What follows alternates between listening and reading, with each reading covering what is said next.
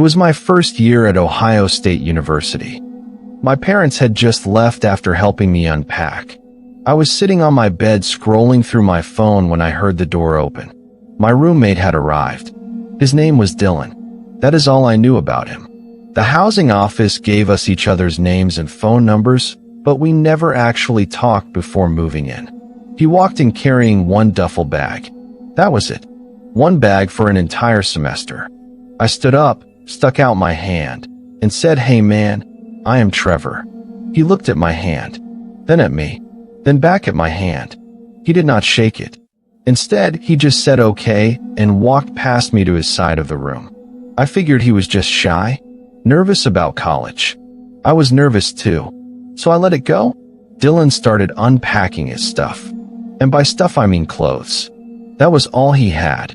No posters, no decorations, no laptop, just clothes and a phone charger. I tried to make conversation, asked him where he was from, what his major was, if he played any sports. He answered in yes or no responses, or he would just ignore me completely. Within 20 minutes, we were both sitting on our beds in complete silence. I texted some friends from high school about how awkward this was. They laughed, told me to give it time, said everyone is weird the first day. So I did.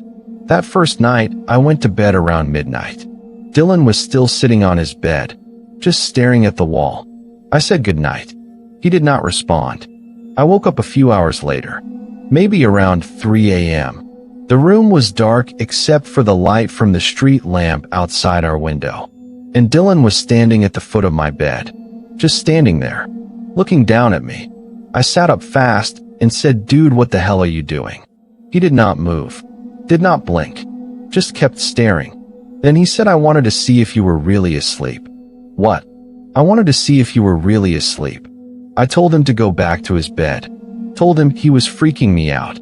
He finally moved, walked back to his side of the room, got into bed. I did not sleep the rest of that night. The next morning I woke up and Dylan was gone. His bed was made. His side of the room looked untouched. I thought maybe he went to get breakfast, or to orientation, or anywhere normal people go. But when I checked the bathroom down the hall, one of the other guys on my floor asked if I had seen Dylan this morning. I said no. Why? He said Dylan had been sitting in the bathroom stall for over an hour. Just sitting there, not using it, not making any noise, just sitting. I went back to my room and waited. Dylan came back around noon. He did not say where he had been, just sat on his bed and stared at the wall again. This went on for days. He would sit on his bed staring at the wall for hours. He would stand next to my bed in the middle of the night. He would disappear for long stretches and then come back without explanation. I started spending more time out of the room.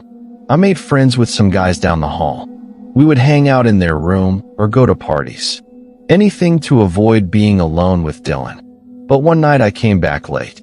Around 2 a.m. I had been drinking. I was tired. I just wanted to sleep.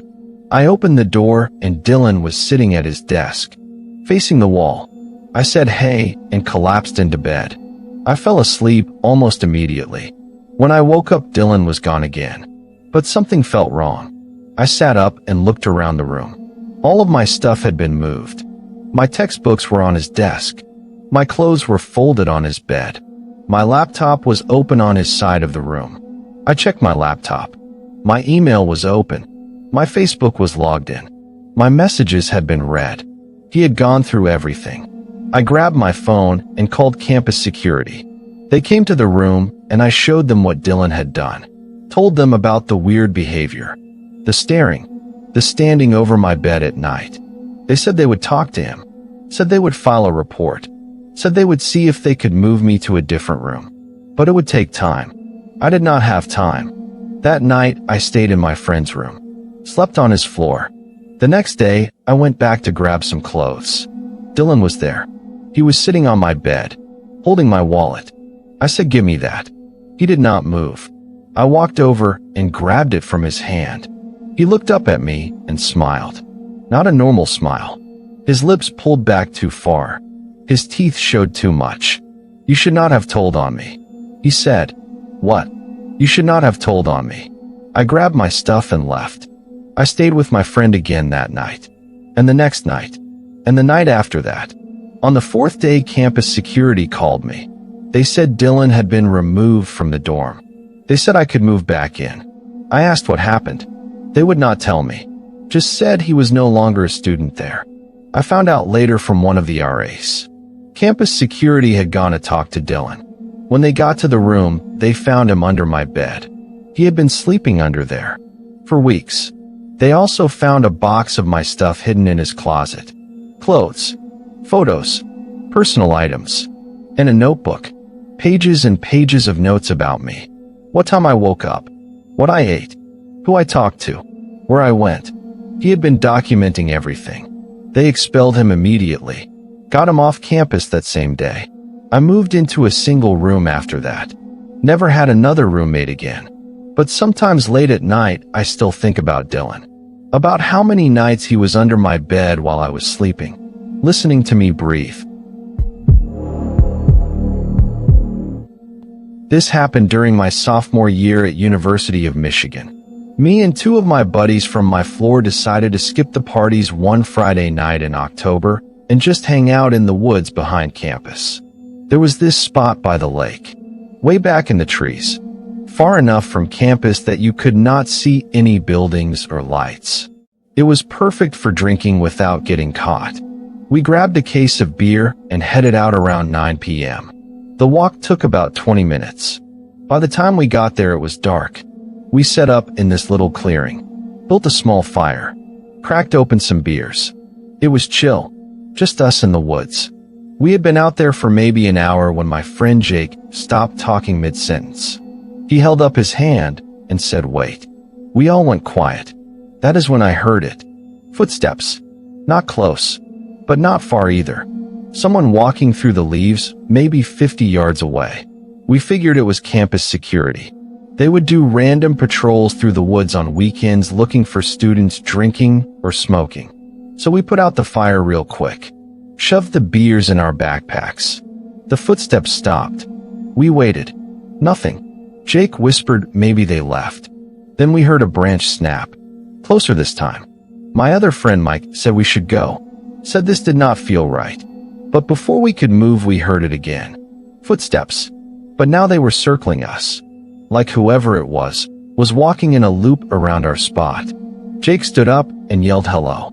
Who is out there? No response. The footsteps stopped. We all stood there frozen, listening. Then something hit the ground right next to the fire pit. A stick. Someone had thrown a stick at us. Mike said, "Fuck this," and took off running toward campus. Jake and I just stood there for a second, half laughing, half freaked out. Then another stick flew past my head. This one was bigger, heavier. Jake grabbed my arm and said we need to go. We ran. We ran back through the woods toward campus. Branches hitting our faces. Roots trying to trip us. We could hear footsteps behind us. Fast. Gaining on us. When we hit the road that separated the woods from campus, we stopped to catch our breath. Mike was already there. He looked back toward the woods and said, "Did you see who it was?" We did not. But as we stood there, we saw someone step out from the tree line. They did not cross the road. Just stood there at the edge of the woods, watching us. It was too dark to see their face, but I could tell it was a man. Tall, wearing dark clothes. Every time a car drove by, he would step back into the shadows, then step back out when it passed. We watched him for maybe 5 minutes.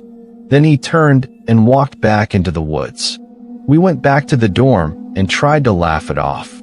Told ourselves it was probably just some other students messing with us. But the next day, campus security sent out an email. They said there had been reports of a man in the woods behind campus. They said he had been approaching students, threatening them, chasing them. They said if anyone had information to report it immediately. We never went back to those woods, and we never found out who that man was.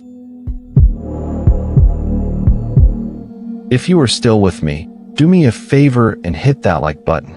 Drop a comment and let me know if you have ever had a creepy encounter in the woods. And subscribe if you want more stories like this. Trust me, you will not want to miss the next one. Now let me tell you about the time I thought I was safe in my own dorm. This was my sophomore year at Michigan State. I had a single room, corner of the building, kind of isolated from the rest of the floor. You had to turn a hallway just to get to my door. I liked it that way. Privacy, quiet, perfect for studying. It was mid-October. I had a biology exam coming up. I was in my room studying when I heard it. A knock on the door. Real light. Almost like someone was tapping with their fingernail. I said, "Come in." Nothing. The door did not open. I got up and opened it myself. Nobody was there. I looked down the hall. Empty. I figured someone was messing with me. Some freshmen thinking they were funny. So I went back to my desk and kept studying. 10 minutes later, it happened again. Knock, knock, knock. I got up faster this time. Yanked the door open. Still nobody. This time I walked down to the corner and looked down the main hallway. There were a few people hanging out by the common room, but nobody close to my door. I went back to my room. Left the door open this time. I sat at my desk and waited. Nothing. The next night it happened again. I was in bed. Lights off. Almost asleep. Knock, knock, knock. But this time it was louder. More aggressive. I got up. Turned on the light. Opened the door. Nobody. I walked down the hall again. Checked the bathroom. Checked the stairwell. Nothing. The next morning I asked around. Asked if anyone had been knocking on my door. Everyone said no. One guy said he heard it too. Said he was walking past my room last night and heard knocking, but when he looked there was nobody there. That night I decided to stay up. Wait for whoever was doing this. I sat in bed with the lights off. Door closed. Waiting. Around 2 a.m. I heard it. Knock, knock, knock. I jumped up and ripped the door open as fast as I could. And I saw someone. Just for a second. The back of someone turning the corner at the end of my hallway. I sprinted after them. When I turned the corner, I saw them duck into the bathroom at the far end of the hall. I ran down and pushed open the bathroom door. The light was off. I flipped it on. The bathroom was small. Just 2 stalls and a sink. Both stall doors were closed. I got down on my hands and knees and looked under the stalls. There were boots. Heavy black boots. In the far stall. I stood up. Walked over. Pushed the door open. The boots were just sitting there. Empty. On the floor. Nobody was in them. Then I heard it. Laughing. Not from inside the stall. From above it. I looked up. There was someone in the ceiling tiles. Looking down at me through the gap. I could not see their face. Just their eyes. And they were smiling. I ran back to my room. Locked the door. Pushed my desk in front of it. I called campus security. They came and searched the bathroom. Searched the whole floor. They did not find anyone. They said I probably just heard someone messing around. Said old buildings make weird noises. I did not believe them. The next day, I went to the housing office and requested a room change. They said it would take a week. I moved in with a friend that same day. Did not go back to that room except to grab my stuff. A few days later, campus security called me. They said they reviewed the security camera footage from my floor. They said they saw someone on camera every night for the past 2 weeks, standing outside my door, knocking. The person would stand there for a few seconds, knock, then walk away before I could open the door. They said they could not identify who it was because they were wearing a hood, but they said the person knew exactly where the cameras were. They avoided them perfectly every time except for one angle. They asked if I wanted to press charges if they found out who it was. I said yes. They never found them. I finished out the semester in a different dorm. Never went back to that building. But a few years later, I ran into someone who lived on that floor after I left. They said weird stuff kept happening in that corner room. People would hear knocking. Things would move. Doors would open by themselves. Eventually, they just stopped assigning students to that room. It has been empty ever since. If these stories creeped you out, smash that subscribe button and turn on notifications so you never miss another video. Drop a comment and tell me which story disturbed you the most. And if you have your own college horror story, share it below. I read every single comment. Until next time, stay safe out there. And maybe check under your bed before you go to sleep tonight.